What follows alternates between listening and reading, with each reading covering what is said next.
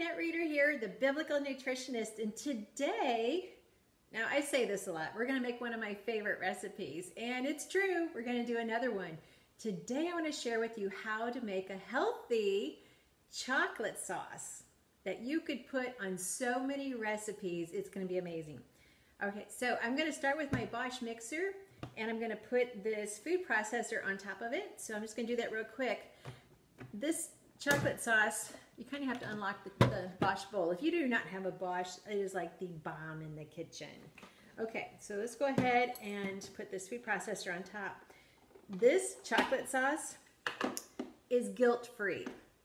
And yes, I do mean that. It is totally guilt-free because it's going to add a nutritional value to your day and let you enjoy what you're eating.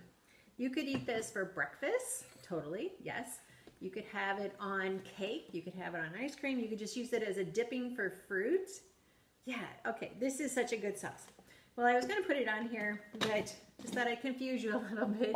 And instead, we're gonna put the ingredients in the food processor, and then I'm gonna put it on the tower and we'll mix it up. So let me just read through the recipe. You can make this in different flavors. You can make this a cherry flavored, a strawberry flavored, blueberry flavored, any fruit you want. It's the very endless in possibilities. Okay, so the topping, we're going to start with some cashew nuts, and it calls for 1 cup. And actually, the recipe I'm going to post below. Make sure you check out all of the links to this video down below. So this calls for 1/2 cup of macadamia nuts and 1/2 cup of cashews. Now, if you're working with a tight budget, macadamia nuts are sometimes overpriced, if you ask me. So I just go ahead and do a full cup of cashew nuts instead of the 1/2 and 1/2. Now, some people who are just learning how to eat healthy, they don't even know how to cook, and that's not bad. It's just this culture we live in. In fact, I've taught cooking classes in different homes and in churches and around the country. And some people, when I say I need a dry measuring cup, they're not sure what I'm talking about. Sometimes they'll bring me this. Okay, so I just want to do a little bit of teaching here. This is a dry measuring cup. It means when I fill it up, it would be straight flat with the top. And that would, so you want to use a knife, just the flat part of the knife, scrape it off, and you know you have exactly the amount of measurements that the recipe is calling for. So this is a dry measuring cup. I'll have a link to these down below as well. This brand here actually has a little tiny pouring spout on both sides, so I kind of like this brand a lot. Okay, so to our nuts, we're going to add our cherries. I almost said dried cherries, but actually they're frozen cherries. To that, we're going to add our cocoa powder. And this is 3 tablespoons of cocoa powder. Now, once again, measuring spoons are very important if you're going to learn how to cook and cook healthy. So this is a good pair that I like. I'll put a link to these down below as well. Okay, to this, we're going to go ahead and add our vanilla extract. So we'll put that in. Then we're going to add 2/3 a cup of dates. Now, I wanted to just pause here. We're going to go ahead and use the pitted dates. So they're the whole dates, just been pitted. You can buy dates that are pitted, or you can also buy them already chopped. And so I just wanted to show that to you real quickly. So here is a brand called chopped dates. And then here I have an empty package here of the pitted dates. So it's very important to understand why you would buy one over the other. First of all, when you buy the pitted dates, you have the whole date and you have only the date. Nothing's been added to it, nothing else has been done to it.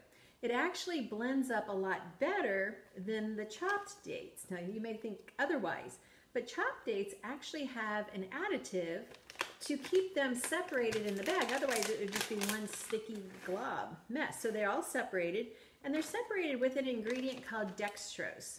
Dextrose can be processed corn. So that's something you just need to be aware of. Now also, when you look at the back of the packages, on the pitted dates, it has the ingredients as dates. Well, that's good. That's what we were hoping it would say. But on the chopped dates, it has dates plus dextrose.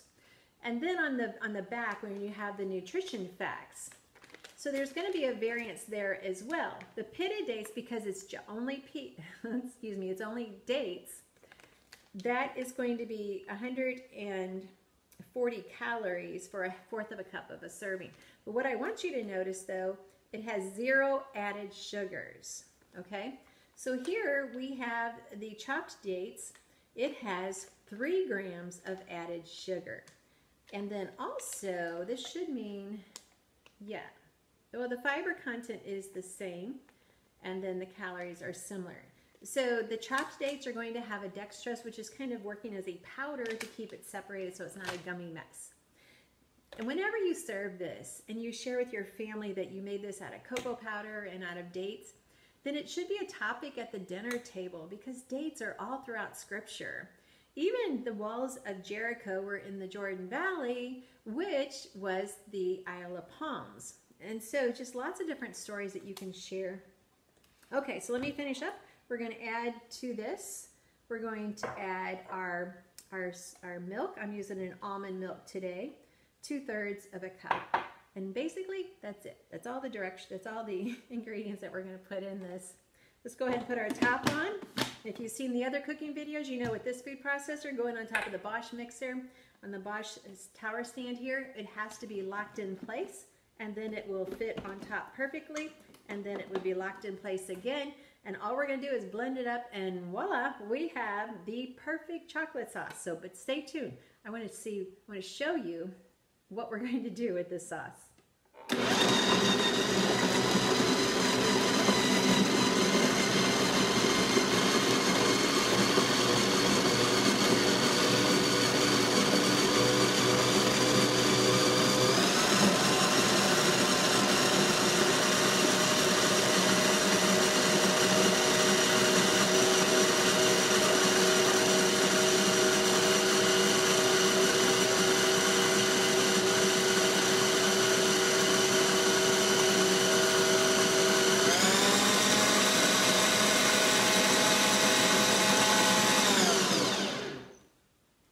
Okay, what we want is we want it to spin until it's nice and smooth.